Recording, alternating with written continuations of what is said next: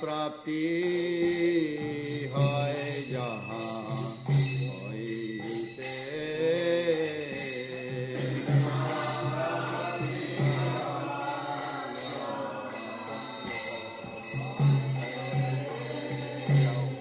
कृष्ण प्राप्ति है जहाँ होइते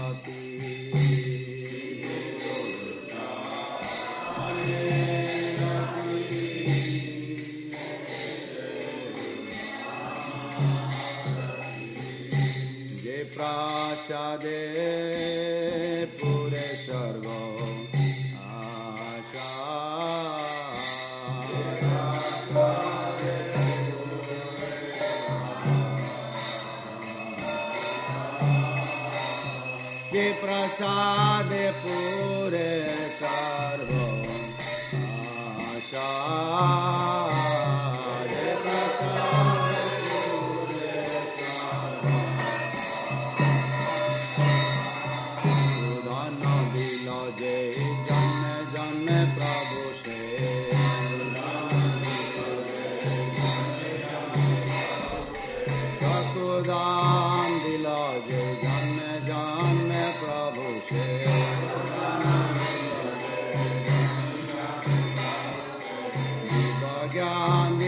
प्रकाशिता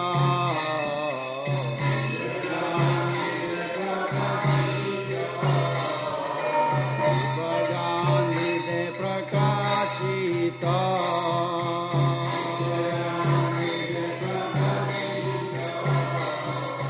प्रेम भक्ति जा होते अविदा विनाश जाते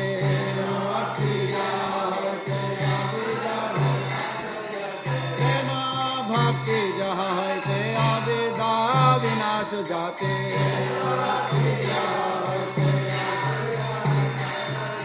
वेद गाय जहाँ रचरिता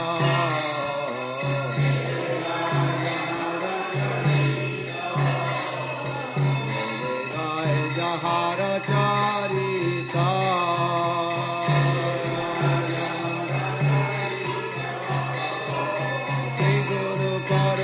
सिंधु धम जनरा बंधु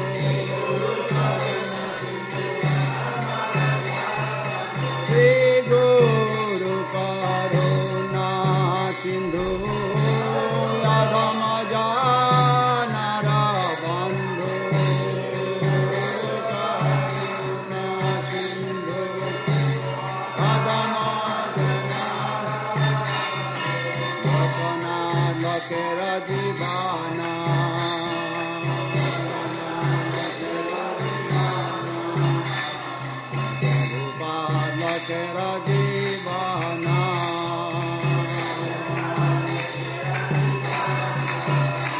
Daya Prabhu Kara Daya Deha Mare Pada Jaya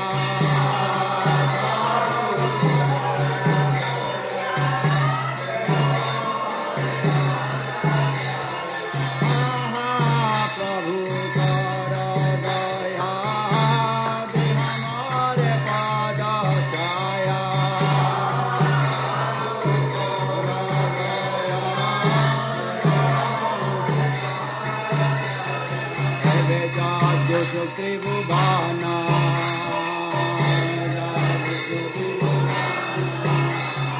Prabhupada Pita Bhavana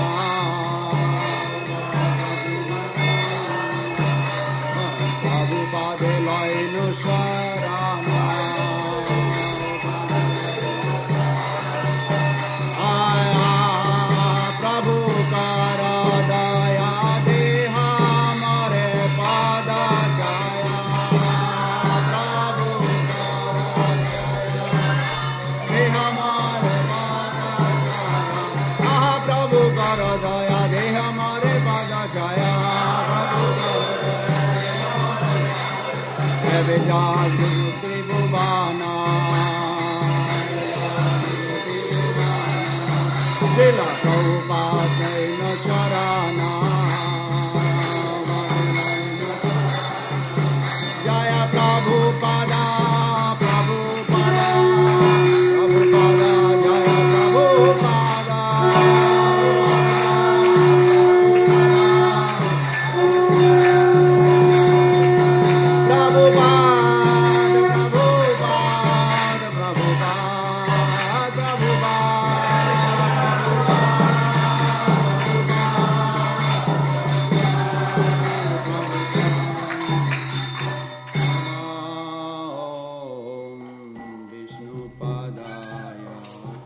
Krishna Prestaya Bhutale Srimate Bhakti Vedanta Swami Niti Namine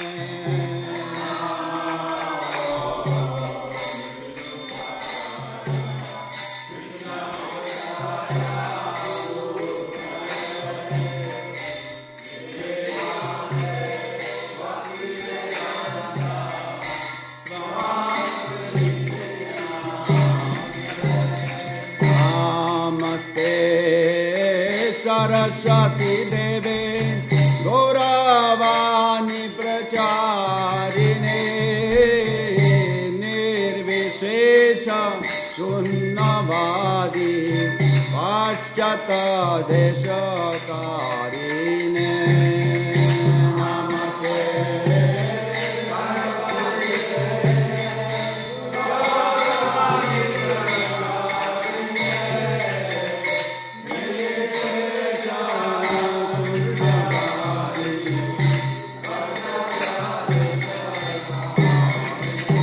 Jaya Sri Krishna Chaitanya Prabhu Nityananda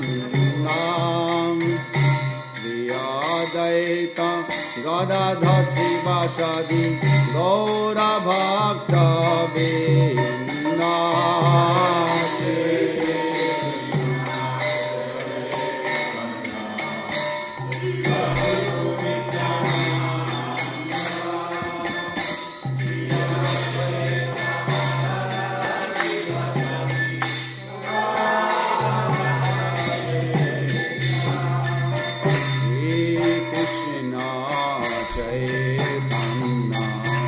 Prabhu Nityananda Shri Advaita Gadadhar Sivasadi Gaura Bhakta Vrinda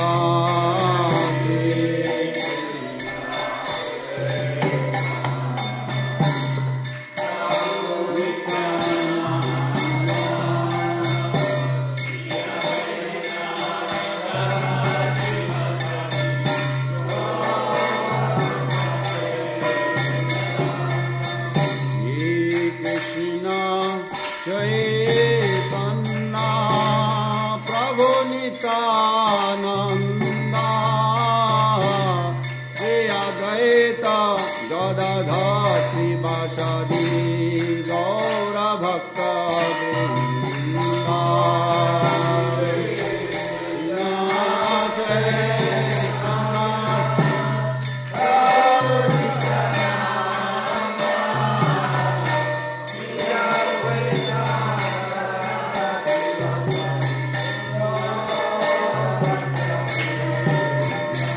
Jaya Shri Krishna Chaitanya Prabhu Nityananda Shri Advaita Gadadha Srivasadi Gaura Bhakta Vrinda Chaitanya Prabhu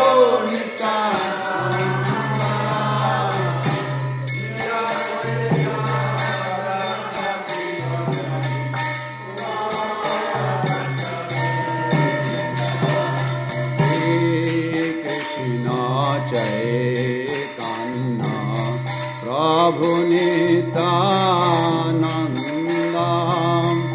Shri Advaita Gadadha Srivasadi Gaura Bhakta Vrinda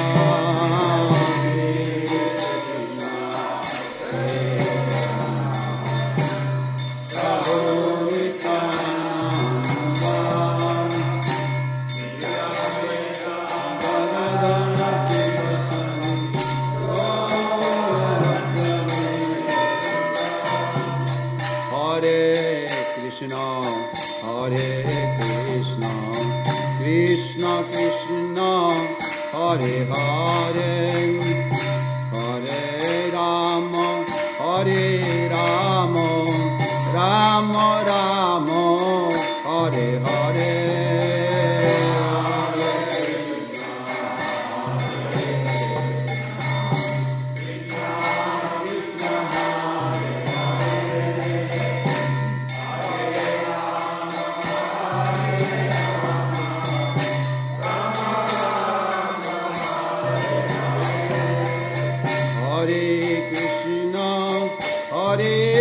Krishna Krishna Hare Hare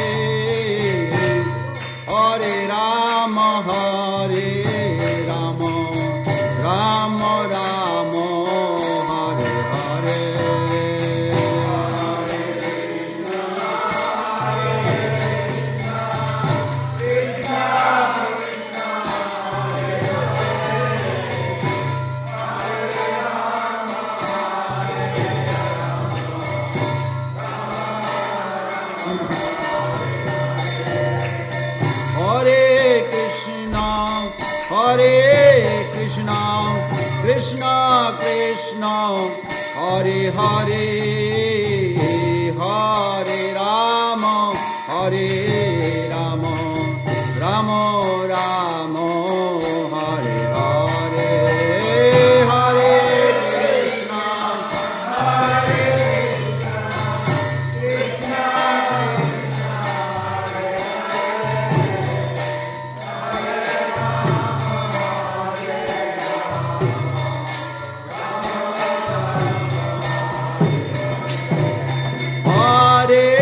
Krishna Hare Krishna Krishna Krishna Hare Hare Hare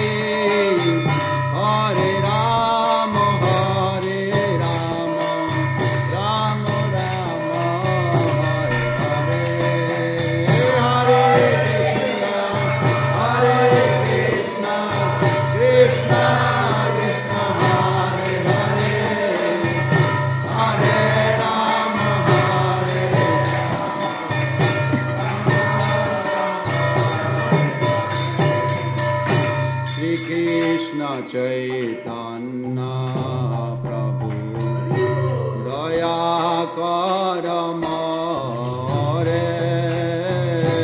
Shri Krishna Chaitanya Daya Karamare Shri Krishna Chaitanya Prabhu Daya kara more. Shri Krishna Chaitanya Prabhu daya kara more. Tuma bina ke dayalo jagat samsare. Tuma bina ke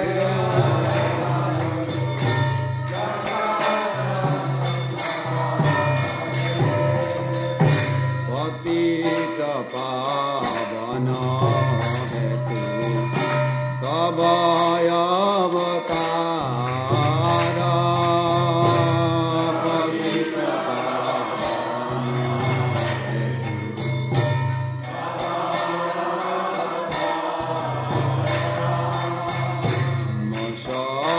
patita Prabhu na paibe ara.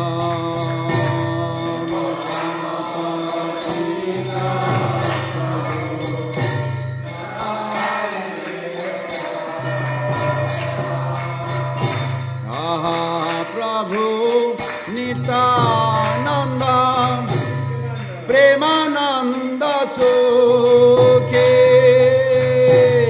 Aha Prabhu Nityananda Premananda Sukhe. Aha Prabhu Nityananda Premananda Sukhe.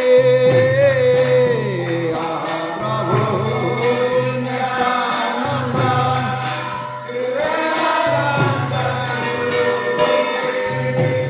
He Kripa Balakana Karo Yami Bharadukhi.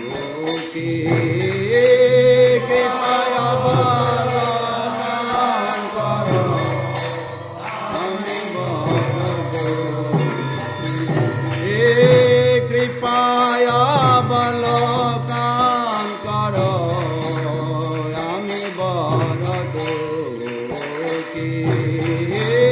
Kripaya Balakana Karo Yami Bharadukhi. Daya Karo Sitapati Advaita Gosai. Daya Karo Sitapati Advaita Gosai. Tava kripa bale pai Chaitanya Nitai. Tava kripa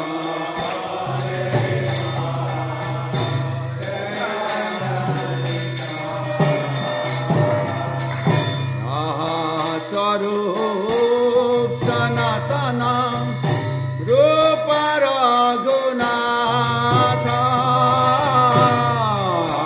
Sarup Sanatana Rupa Raghunatha. Sarup Sanatana Rupa Raghunatha. Sarup Sanatana Rupa Raghunatha.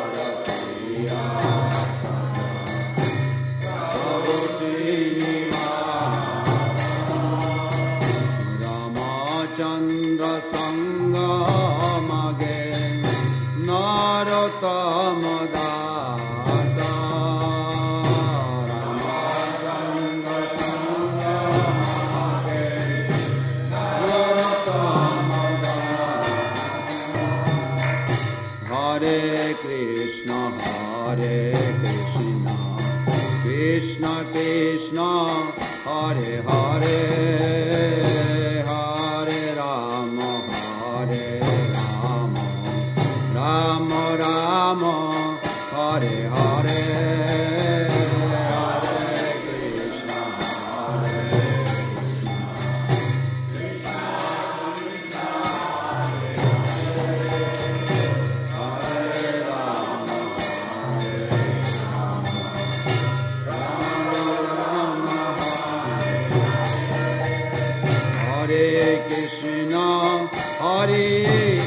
Krishna Krishna Hare Hare Hare Rama Hare Rama Rama Rama Hare Hare Hare Krishna Krishna Krishna Hare Hare Hare Rama Hare Rama Rama Rama Hare Krishna Krishna Krishna Hare Hare Hare Rama Hare Rama Rama Rama Hare Hare Hare Krishna Krishna Krishna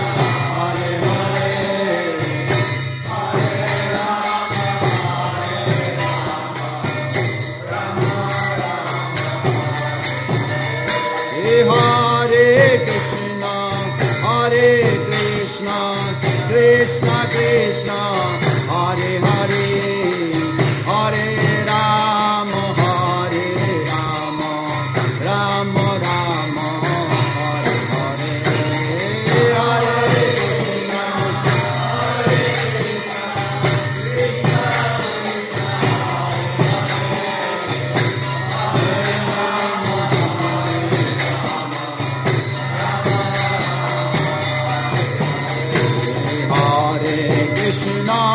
Hare Krishna Krishna Krishna Hare Hare Hare Rama Hare Rama Rama Rama Hare Hare Hare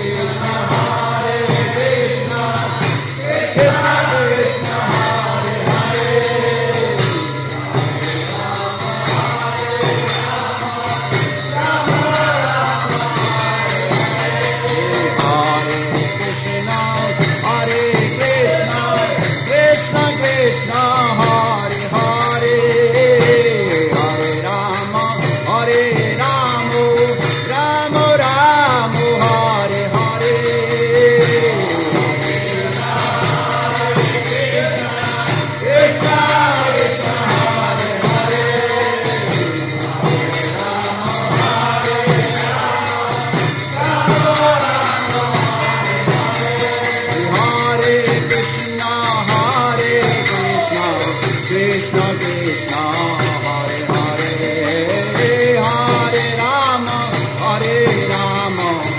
Rama Rama Hare Hare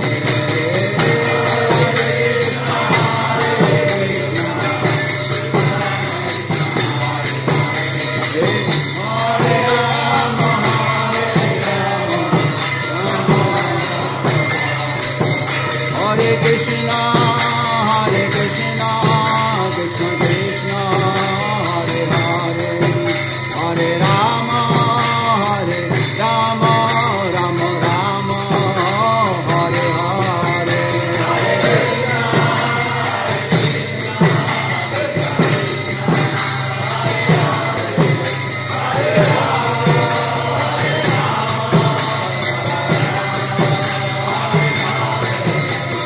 Krishna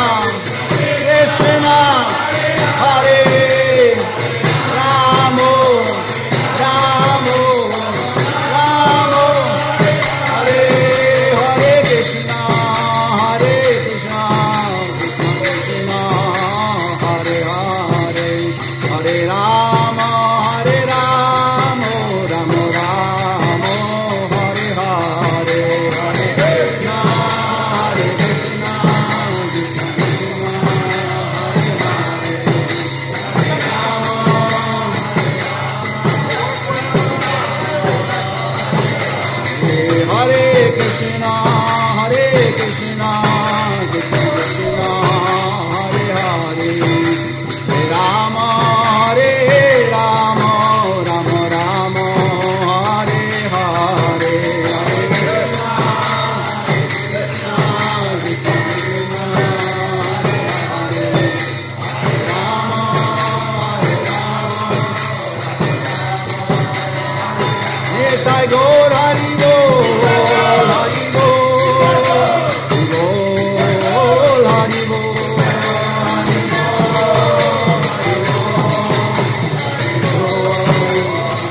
Nitai Gaur Hari Bol, Hari Bol, Hari Bol, Hari Bol,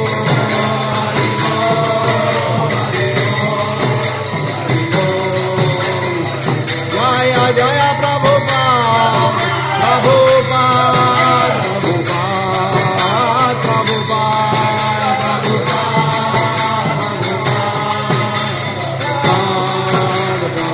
Jaya Jaya Prabhupada, Prabhupada,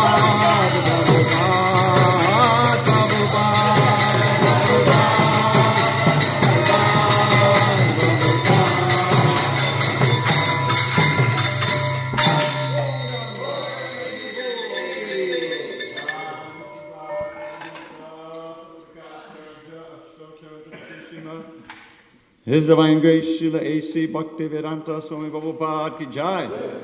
ISKCON BBT Founder Acharya, Srila Prabhupada ki jai. Jaya Vishnupad Paramahansa Brudikacharya Ashtotavadata Sri Srimad. His Divine Grace, Srila Bhakti Siddhanta Saraswati Thakur ki jai. Ananta Koti Vaishnavanda ki jai. Namacharya Srila Haridas Thakur ki jai. Prem Shri Kaho Sri Krishna Chaitanya Bhava Nityananda Sri Advaita Gadadhara Srivasadi Gaur Bhakta Vrinda ki jai.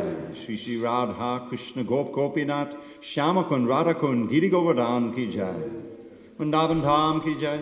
Navadip Mayapur Dham ki jai. Jagannath Puri Dham ki jai. Jagannath Swami ki jai. Ganga Mahi ki jai. Yamuna Mahi ki jai. Tulsi Devi ki jai. Bhakti Devi ki jai. Shri Harinam Sankirtan ki jai. Transcendental Book Distribution ki jai. Srila Prabhupada ki jai. The Samaveta Bhakta Vrinda ki jai. All glories to the assembled devotees. All glories to the assembled devotees. All glories to the assembled devotees. All glory to Sri Guru and Gauranga.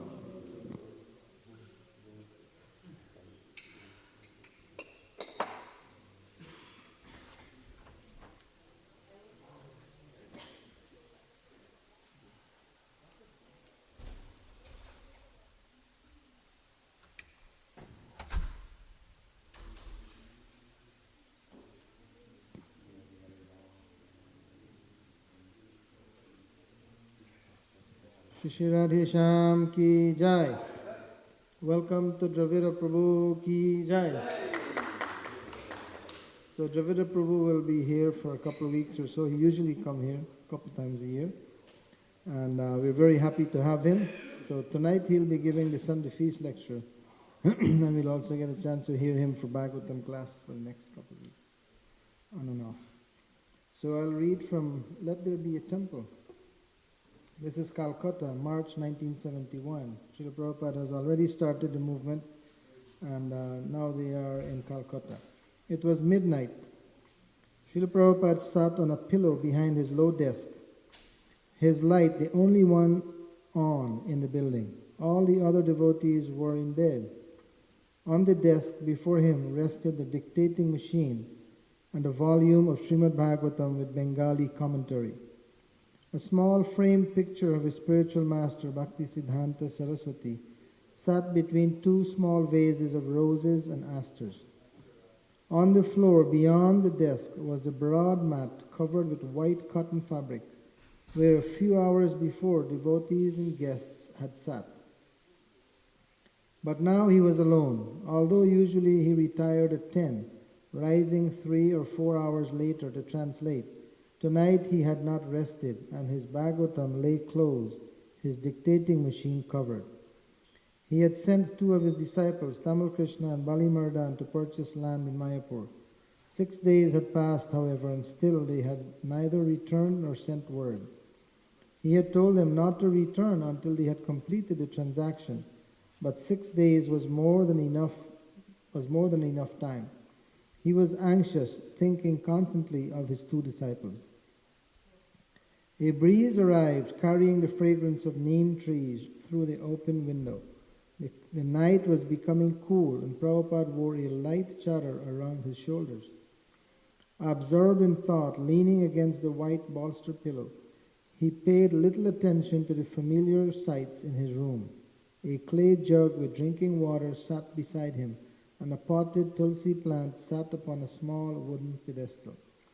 The electricity, off most of the day and night, was now on, and moths and other insects hovered around the bare bulb overhead. A lizard patrolled the ceiling, occasionally darting forward near the light to capture an insect. Why were Tamal Krishna and Bali Maradan taking so long? It had been more than just the wait of 6 days.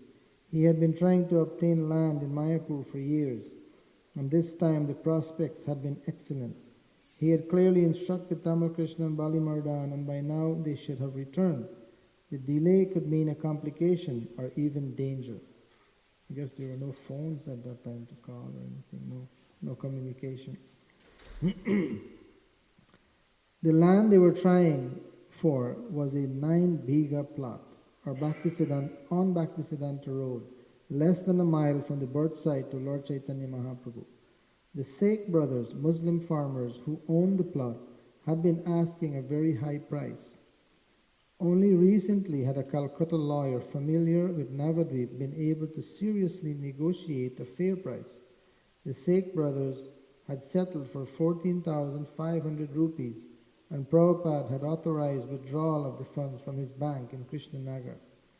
Thus Tamal Krishna and Bali Maradan had left for Mayapur, while Prabhupada had remained in Calcutta carrying on with his affairs, but thinking often of the activities of his disciples in Mayapur. And this is not very far away, Calcutta to Mayapur. What is 90 kilometers or something like that. Their mission was very important to him. This mission was very important to him, and he kept them in his mind, personally blessing them with his concern. Prabhupada wanted an ISKCON center in Mayapur. It was a desire that had increased within him as his movement had increased throughout the years. He could easily visit or live in Mayapur, that was no problem, but he needed a place for his disciples. His spiritual master had ordered him to preach in the West, and now with the success of his Krishna Conscious Society, the Western Vaishnavas required a center in Mayapur where they could reside and worship and receive the immense benefit of the Holy Dham. Also in Srila Prabhupada's life you see how he would normally make a residence for the devotees first before he actually make the temple. Because if there is no place for the devotees, then there will be no temple. There will be no place for them to stay. So he would usually make some kind of a living situation for the devotees first. Bhaktisiddhanta Saraswati had stressed the great importance of Mayapur, and some of his sannyasi disciples had temples there. Why shouldn't the International Society for Krishna Consciousness also be able to take shelter of Mayapur? Since birth, Prabhupada had been aware of the significance of Lord Chaitanya and his Dham, Sri Mayapur. He had grown up in Calcutta, where everyone knew of Lord Chaitanya, and because his father, Gaur Mohan De, had been a pure devotee of Lord Chaitanya from childhood, he had sung the Bengali songs of Gaur Nitai and their pastimes in the land of Gaura. He had imbibed deeply the teachings and pastimes of Lord Chaitanya, especially after meeting his spiritual master in Calcutta in 1922. Lord Chaitanya had spent his first 24 years in Mayapur and Navadvip. Yet since his manifest pastimes, they are almost 500 years ago, the places of those pastimes had been obscured, the Lord's birthsite lost, and his teachings confused and misused. Despite the disciplic line of pure devotees from Lord Chaitanya, not until the advent of Bhaktivinoda Thakur, the father of Bhaktisiddhanta Saraswati, did Lord Chaitanya's Sankirtan movement and pure teachings begin to emerge. Bhaktivinoda Thakur published many books and preached to re-establish the intellectual, moral, and spiritual integrity of Chaitanya Vaishnavism. He researched and explored the land of Navadvip, ascertaining the exact birth site of Lord Chaitanya. Citing Vedic evidence, he established that many previous incarnations of Vishnu had enacted pastimes in Navadvip. Not only did Bhaktivinoda Thakur document Navadvip's past glory, but he also foresaw its glorious future, when a religion based on the teachings of Lord Chaitanya would emerge and spread throughout the world, and when European and American Vaishnavas would throng to Navadvip to join their Bengali brothers in chanting Jai Sachinandan, Jai Sachinandan. The time would come, Bhaktivinoda Thakur wrote, when in the land of Navadvip, on the plain of the Ganges, a magnificent temple would arise, proclaiming to the world the glories of Lord Chaitanya. That temple is just now coming. Bhaktisiddhanta Saraswati, carrying out the desires of his father and preceptor Bhaktivinoda Thakur, had formed the Gaudiya Math for propagating the teachings of Lord Chaitanya and the glories of Navadvip Dham. He had induced a wealthy disciple to spend his fortune for erecting a temple at Lord Chaitanya's birth site in Mayapur, and he had constructed a kirtan hall commemorating the place of Lord Chaitanya's kirtans. He had also constructed his own residence in Mayapur. He had built temples throughout India, 64 in all, the 64 mats. But because he wanted the English-speaking world especially to take to Lord Chaitanya's movement, he had emphasized as first priority the publishing and distribution of Krishna-conscious literature. Srila Prabhupada, sitting in his room in Calcutta temple, shared the great vision of Bhaktisiddhanta Saraswati and also Bhaktivinoda Thakur. Yet to enact this great vision, he had to take practical steps, and he was content to take them in the most humble way. A devotee should not simply daydream, expecting Krishna to accomplish everything with miracles. Prabhupada, however, was not dreaming idly. Working for years alone in India, he had held his plan of going to the West, and Krishna had at last fulfilled that desire. In America, in whatever circumstances and with whatever little facility Krishna had provided, he had preached. And slowly, step by step, he had met with success, realizing his vision of a worldwide society of devotees. Always he had kept his greater vision in mind, as every step forward had given him deeper satisfaction and had brought him closer to fulfilling his mission. Prabhupada sometimes told a story of a poor potter who dreamed of expanding his business and becoming fabulously rich. As the potter slept one night, he dreamed of how much land and how many houses he would have, and of how he would have a beautiful wife. When the potter considered that perhaps the wife would quarrel with him, he became angry and said, "If my wife fights with me, I will kick her." And kicking, he broke the only 2 pots in his stock and was reduced to nothing. Whether chanting or writing or reading or preaching, Prabhupada had been observed in his plans for spreading Krishna consciousness and fulfilling the dream of the past acharyas. Now he was anxious to complete the next step, and for this he was waiting up past midnight, meditating on his 2 disciples and their important mission. As Prabhupada sat, wrapped in thought, the only sounds were the usual sounds of the night: mice within the walls, a brahmachari snoring on the veranda, and in the distance the night watchman making his rounds, his stick striking the street. There were no cars, and only an occasional wooden rickshaw clattered along the potholed street. Prabhupada wondered if perhaps his boys had been robbed. Before sending them off, he had shown Tamal Krishna how to carry money around his waist in a makeshift cloth money belt. But it had been a great deal of money, and robberies were not uncommon around Navadvip. Or perhaps there had been some other delay. Sometimes in land negotiations involving large sums of money, the court would require that a clerk record the denomination and serial number of every note exchanged. Or perhaps the train had broken down. Suddenly, Prabhupada heard footsteps on the stairs. Someone opened the outer door and now walked along the veranda just outside. A soft knock. Yes, who is it? Prabhupada asked. Tamal Krishna entered and prostrated himself before Srila Prabhupada. So, Prabhupada asked, what is your news?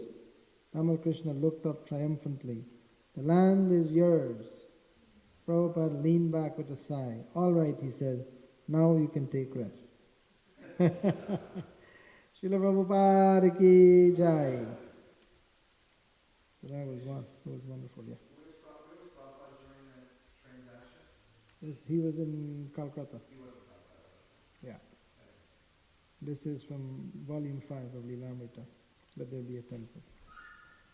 Okay, so today is Sunday. There is feast today, beginning at 4:15 with kirtan, and because there is a feast, there is also a lot of cut-up to be done. So if you would like to help in the kitchen, Manan Mohan Prabhu will be playing Srila Prabhupada memories, and you can also hear it in the kitchen. You can cut vegetables and hear it there.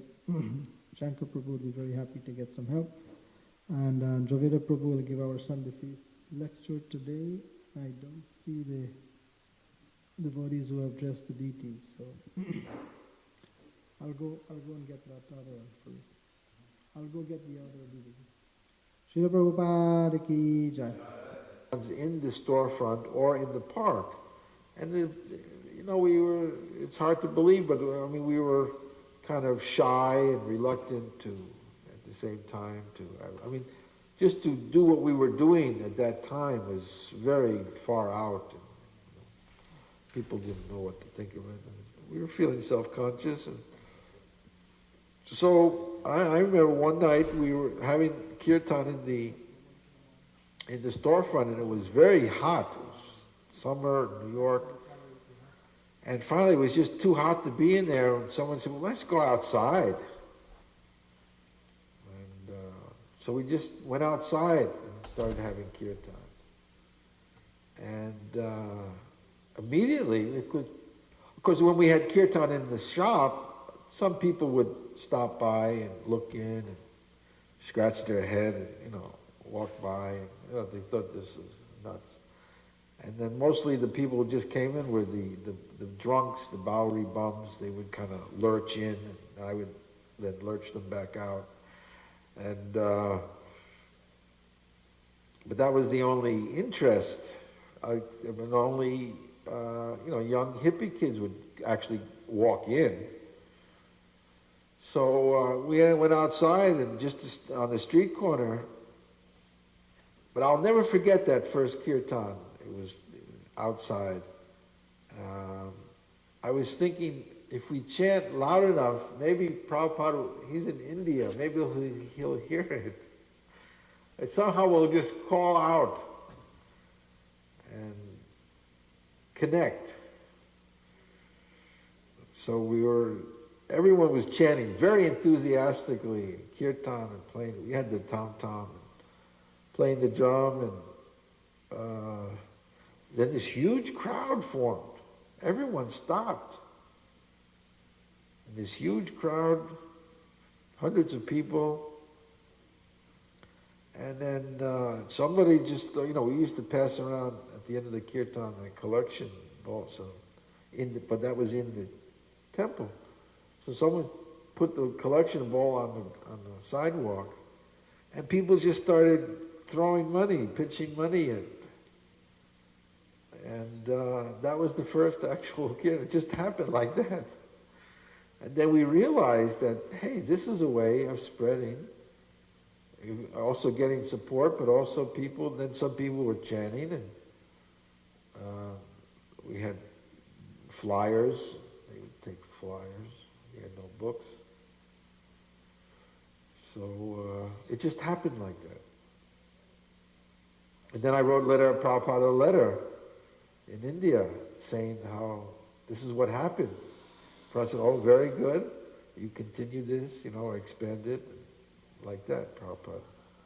Prabhupada always guided, but always from behind. Speaking of introduction, the first street Sankirtan happened, it happened maybe in New York first, but it happened to us on Lord Chaitanya's appearance day. We were told to go to the temple and chant kirtan, chant on our beats, and read whatever we had, and to alternate those. So after about 3-4 hours, myself, Jayananda, Jivananda, and I think Uddhava just looked at each other and communicated non-verbally, and we went like that, and let's take this outside. And so we continued, we chanted in the street. We went around the corner to Willard Street, in the place that we first lived there before Prabhupada did. And we gave it to him. And we went to the window and we were chanting, and Prabhupada comes to the window and he goes like this. So we go, oh no, he's telling us to go away. And so we're going back to the temple. You know, we thought it was a great idea chanting outside. So we're going back. So Upender comes storming out. He runs out. He says, no, that's the Indian way of saying, come here, come here. So we went upstairs and Prabhupada said, Krishna has given you the intelligence to chant in the street. Now I want you to do this every day. And so Street Sankirtan Harinama started as of that day. His level of compassion was just amazing.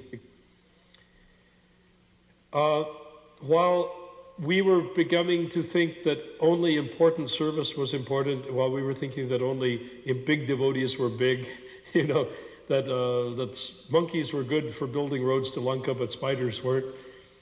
Prabhupada was taking a totally different approach, and that approach was based on true compassion. He was taking the position that his natural concern for people was such that I remember one time in 1968, he wrote to Shamadasi. It was before I went out there in New Vrindavan, just after she had married Hayagriva. And it turned out she'd had an infection in one of her fingers. And he wrote 5 letters to Shamadasi, concerned about her finger. Now, that's not what one had thought in those days. We were thinking, oh, it's just your body, it's just made of stool and worms and blood and pus and all those nice things. Who cares about your body? Chop off the finger, continue to serve Krishna. But no, Prabhupada did it. And in those days, in all the temples, what we do is we Xerox the letters from Prabhupada and distribute them to all the temples. So every temple had a book of Prabhupada letters, probably 100 or 200 letters, and we'd collect them. So when everybody came and new devotees, we'd just say, oh, do you want to hear what a letter from Prabhupada is like? A letter from Prabhupada was sort of like the buzzword for, must be what ants feel like when they get their grain of sugar. A letter from Prabhupada. Anyone's letter from Prabhupada was a letter from Prabhupada. What to speak of one directed to oneself. So I remember I was in the Detroit temple one time. I was sitting going through letters from Prabhupada, just noticing how much compassion he was directing towards one and all. So as far as I'm concerned, he was an expert in all the qualities of a great devotee. Just by seeing him, you think of Krishna. But the one that stuck out for me was compassion. Prabhupada, although very non-compromising at time and very strict, was open-minded, doing what the situation called for. If it meant tying up a microphone with a Brahmin thread, or understanding our foibles. He once said to me, if I don't forgive you, and he usually did, if I don't forgive you with a compassionate face, he said, then Krishna will forgive you. And if Krishna does not, Radharani will. In the final days, which was the most poignant, we were there in Vrindavan and having like the vigil, the kirtan, and taking turns chanting softly with the little cymbals. And at a certain point,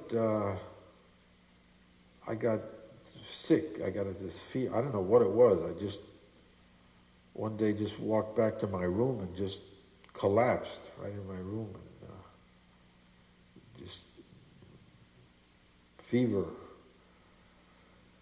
And so I was sick for a few days. And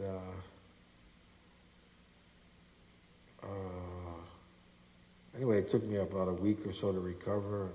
And then I was able to, when I got better, then I was able to, again, go and see Prabhupada. So when I came there, because Prabhupada was just lying on his bed, and he was conversing with his servants, and sometimes he would ask who was having the kirtan. And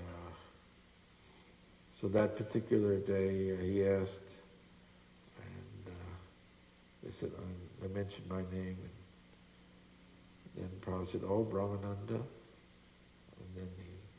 And then I came forward, and so he said, you were ill? You were not feeling well? I mean, here's Prabhupada,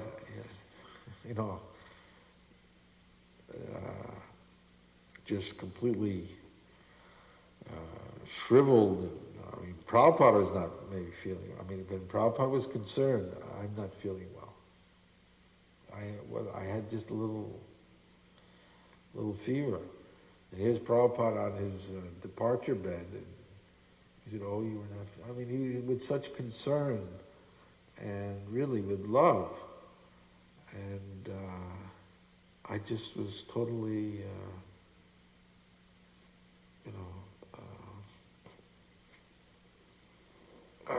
affected by that, how Prabhupada could be thinking that I wasn't feeling well.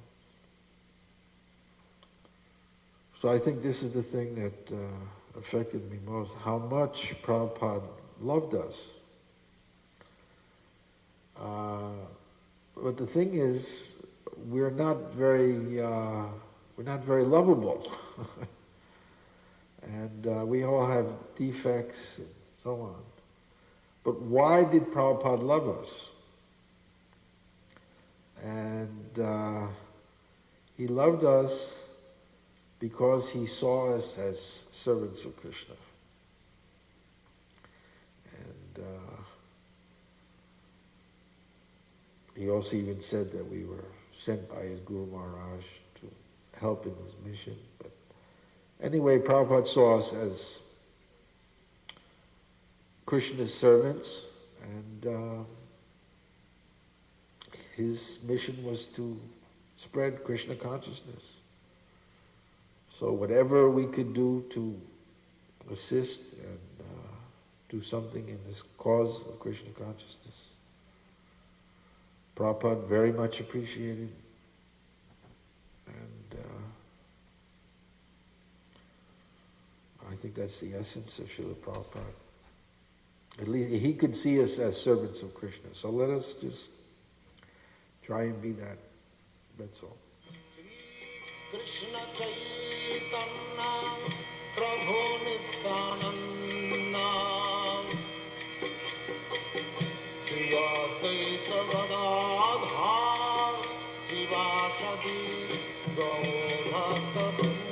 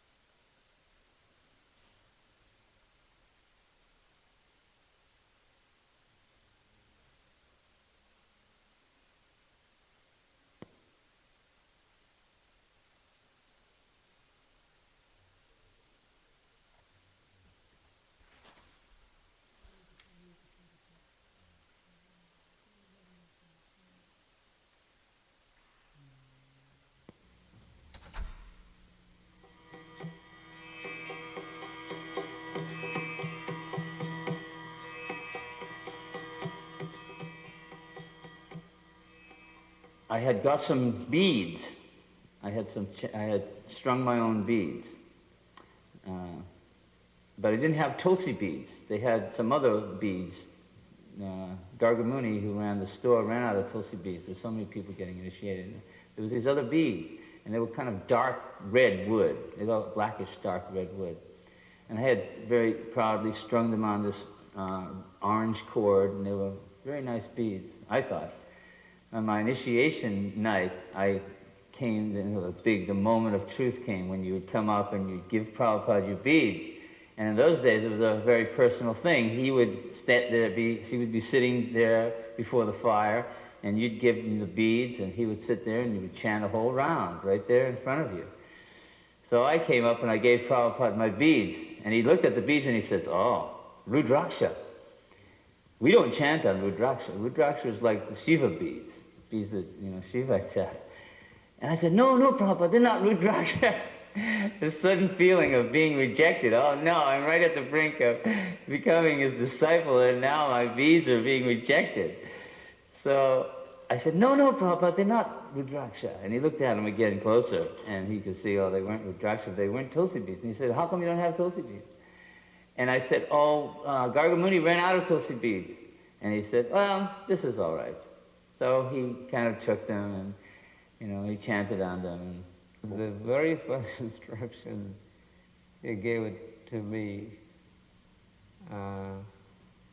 was not after initiation, but when we arrived from Bombay on a train, and we reached Radha Damodar temple by Tonga.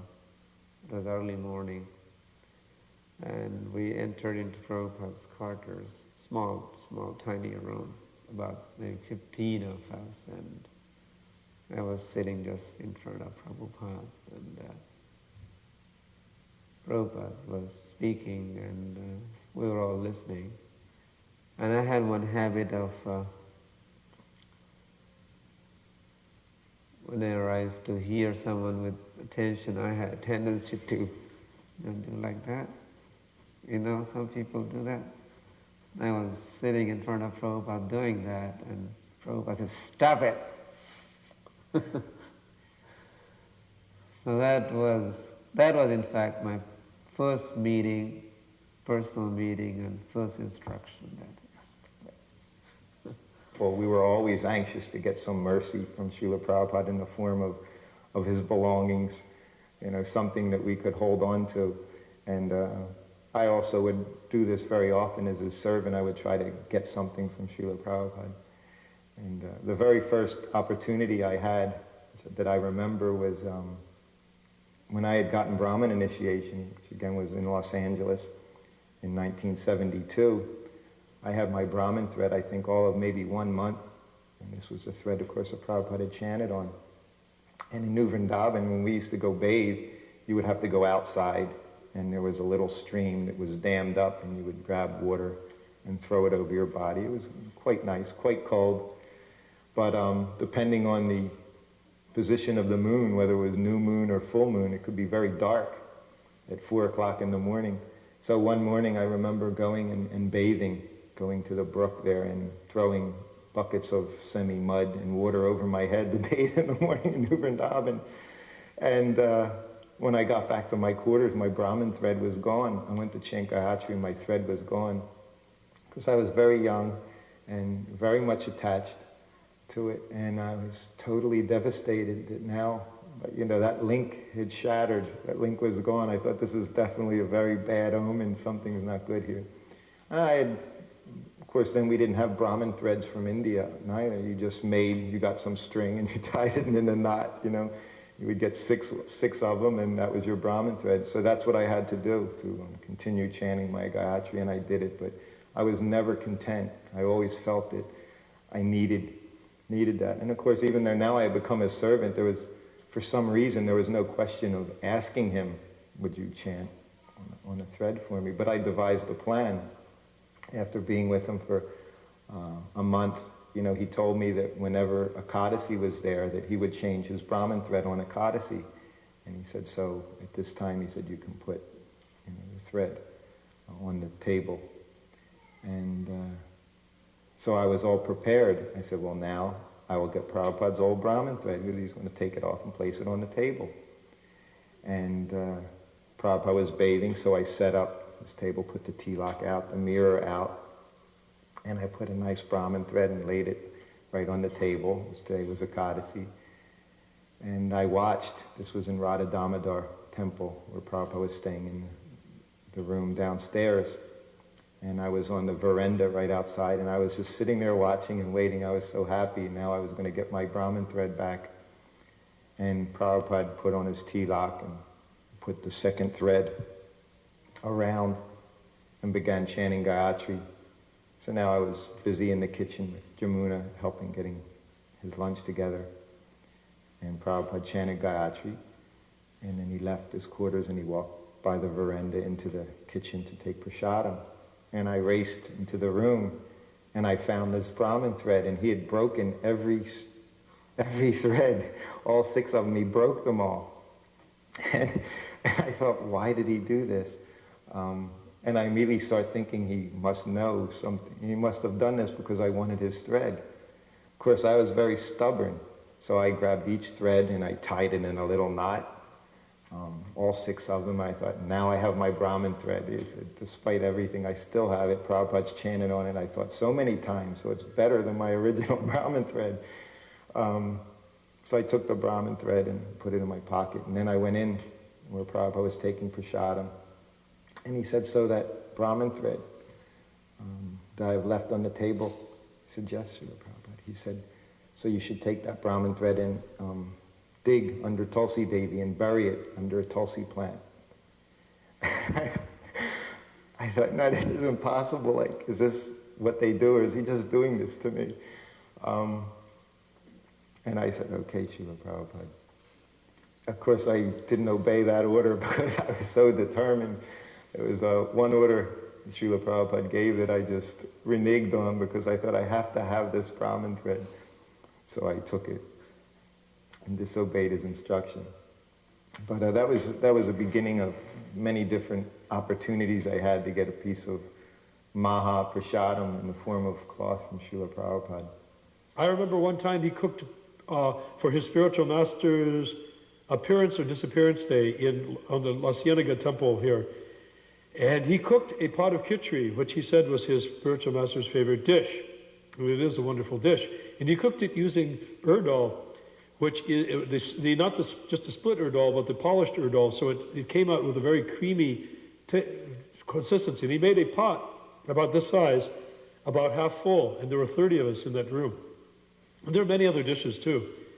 So we started out by tasting the prasadam that Prabhupada had cooked, and everyone was in a jolly mood because it was a holiday, and we were observing the appearance or disappearance. I think it was the appearance day of Bhaktisiddhanta Saraswati.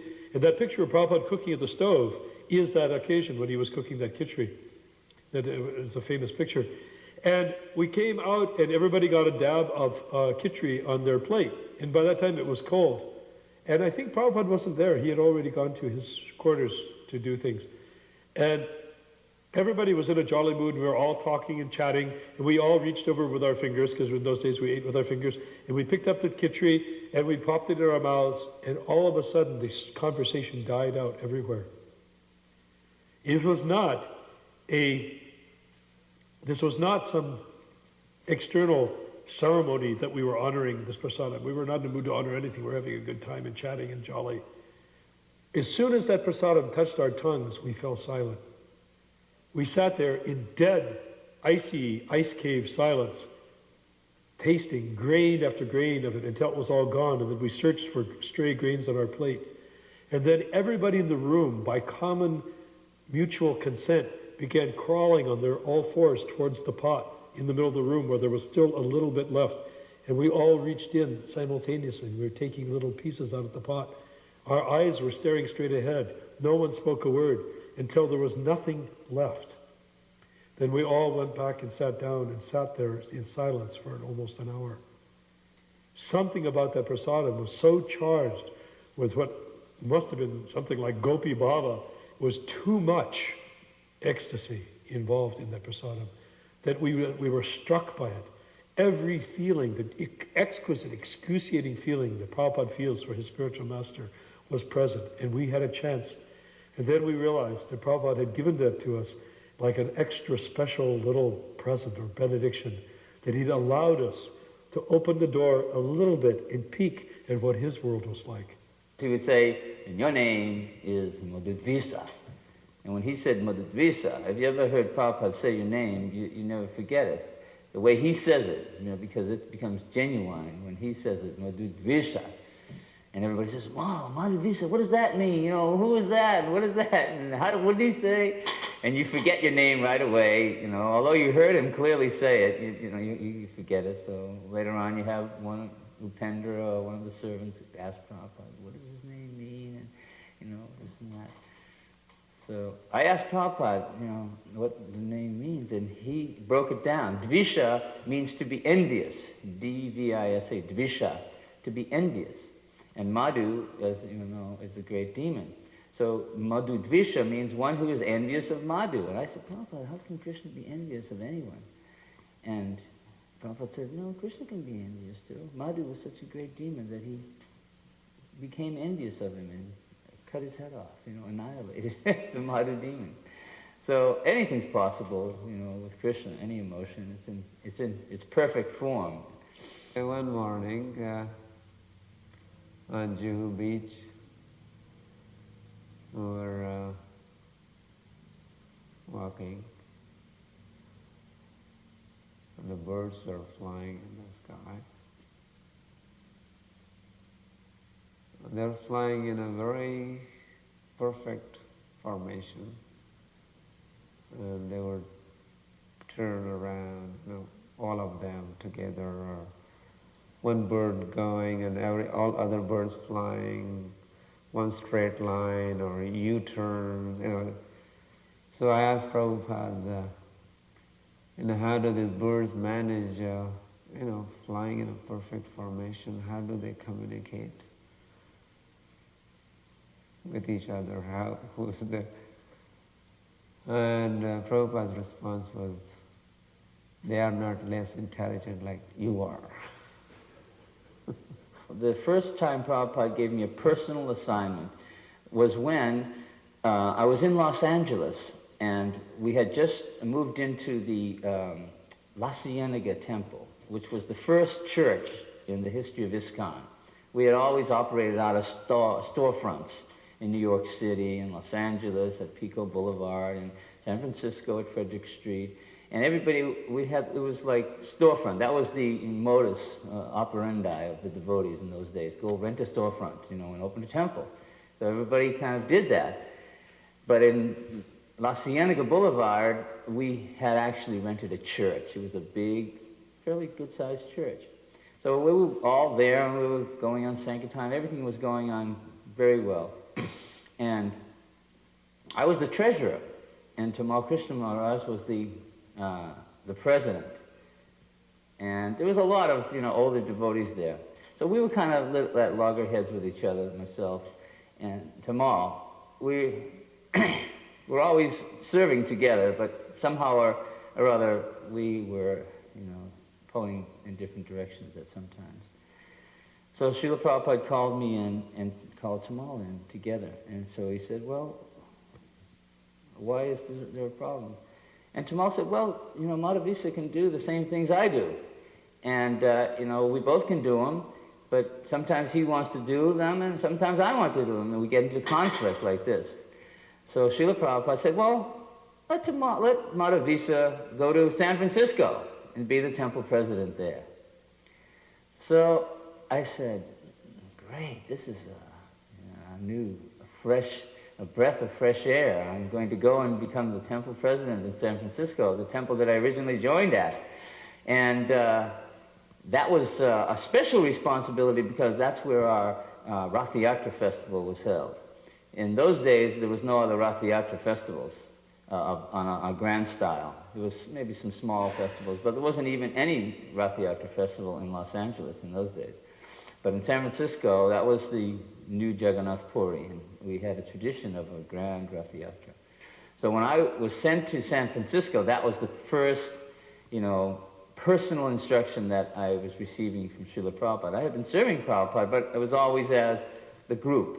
It wasn't, Prabhupada saying, go there and take responsibility. And he said, make this Rath Yatra even grander, make it like it is in Jagannath Puri in India. So I went there to San Francisco with that feeling of responsibility. I got to go to New York where I got initiation. And of course I was with Kirtanananda, who was, sannyasi. He had a lot of pull then. I would get to sit right by Srila Prabhupada on his Vyasasan on Henry Street, which was packed. And, if you would have ever been on 439 Henry Street, it was not a very big temple room, and New York was very crowded, and everyone was from all the visiting Columbus Temple, Pittsburgh Temple, New Vrindavan. Devotees from everywhere would come to New York to see Srila Prabhupada. And I got the benefit to go on morning walks because I was with Kirtanananda. I was his servant. And so we'd go on the morning walk. So I was getting some personal association in that way. And I remember one day, this was my first close contact to him, was in the temple room. And what had happened was devotees were just crunched standing there at kirtan. Prabhupada was having kirtan before class. And then we would all bow down to pay our obeisances, which of course would take up a lot more room when we knelt down. So when I got up, there was a devotee behind me whose head was right at my feet. So I got up and he got up at the same time and pushed me forward, which I was right beside Srila Prabhupada's Vyasasan, and I just fell like right across his Vyasasan, kind of on him a little bit, and I literally fell onto him. And he just looked over and he said, so what is the difficulty? And I just, like a mouse, I said, nothing, Srila Prabhupada, and I just cowered back into my space there. And then that was stopped from there. But that was my first meeting with Srila Prabhupada, where I made my presence known. Oh, there was a wonderful story about Prabhupada when we got to the land in Juhu Beach, that there was a family there that was airline pilots, and Prabhupada was going to be staying in their house.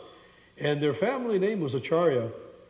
And we were just situating ourselves next door, and Prabhupada, when he was on a morning walk or traveled, he always had this flying wedge of disciples behind him. And he'd be leading, and they would all be sort of swept along in his wake.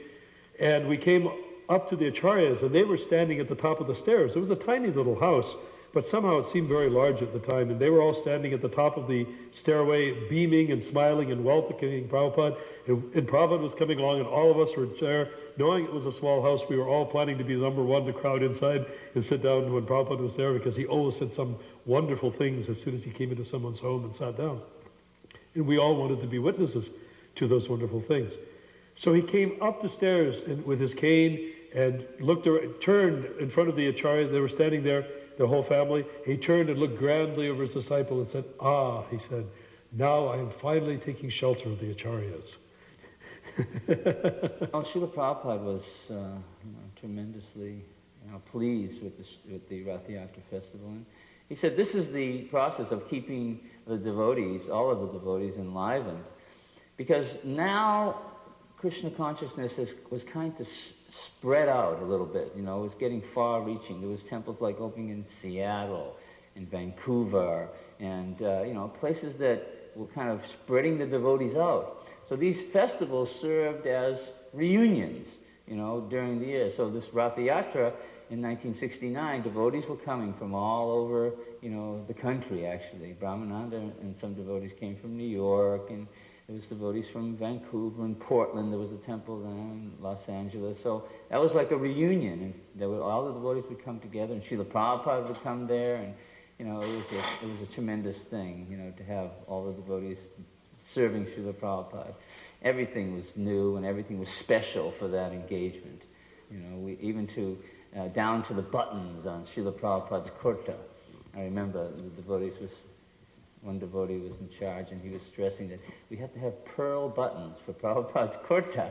I'm saying, Prabhupada, why just regular buttons? We can't afford it. And he said, no, we have to have pearl buttons. And so we went and bought the pearl buttons. And it was like, that's how much it was. Everything had to be new, fresh, and perfect. And even though we were still operating out of just a little storefront, it was all painted, everything was clean, everything was spick and span for the festival. And Srila Prabhupada came, to that little storefront for the festival day. And I remember there were so many devotees that, you know, the devotees couldn't get in the front door. Most of the devotees were standing out on the sidewalk. What?